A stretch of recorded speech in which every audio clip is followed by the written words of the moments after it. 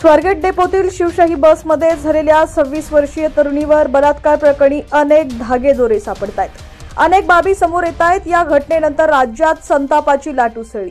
या प्रकरणी आरोपी दत्ता गाडेला पोलिसांनी बेड्या ठोकलेल्या आहेत. अशातच दत्ता गाडे संदर्भात आणखी एक माहिती समोर आलेली आहे. बातमी सविस्तर पाहूया. त्याआधी तुम्ही HPN मराठी न्यूज चॅनल पहिल्यांदाच पाहत असाल आणि अजूनही चॅनलला सबस्क्राइब केलं नसेल तर नक्की सबस्क्राइब करा, जेणेकरून आमचे अपडेट्स लवकरात लवकर तुमच्यापर्यंत पोहोचतील. तर त्या रात्री दत्ता गाडेनं आणखी एका महिलेची छेड काढली होती. नंतर पहाटे शिवशाही बसमध्ये 26 वर्षीय तरुणीवर बलात्कार केला असल्याचं समोर आलंय. आरोपी दत्तात्रय गाडेला पोलिसांनी तब्बल 72 तासांनी ताब्यात घेतलं. त्याला पोलीस कोठडी सुनावण्यात आली.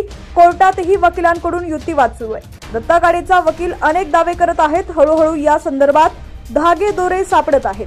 अशातच आणखी एक माहिती समोर आली आहे. स्वारगेट बस डेपोत शिवशाही बसमध्ये झालेल्या बलात्काराची घटना घडलेल्या त्याच रात्री दत्ता गाडेनं एका अज्ञात महिलेची छेड काढली होती. त्या रात्री महिलेची छेड काढल्यानंतर पहाटे गाडेनं 26 वर्षीय तरुणीवर अतिप्रसंग केला होता. मात्र तरुणीवर अतिप्रसंग करण्यापूर्वी ओळखीतल्या महिलेला गाडेनं फोन केला होता. त्यानंतर त्या महिलेला 6 फोन केले असल्याची माहिती समोर आली आहे. पोलीस भरती करून देतो असं म्हणत त्यानं ओळखीच्या महिलेला आमिष दाखवण्याचा प्रयत्न केला. मात्र पहाटे ती महिला आली नाही. महिला न आल्यामुळे फलटणला जाणाऱ्या तरुणीसोबत त्यानं ओळख वाढवण्याचा प्रयत्न केला. फलटणला जाणारी महिला स्वारगेट बस डेपोत बसची वाट पाहत होती.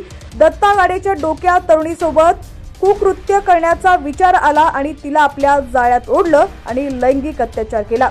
स्वारगेट ST बस स्थानकावर पहिल्यांदाच महिला सुरक्षा रक्षकांची नियुक्ती केली जाणार आहे.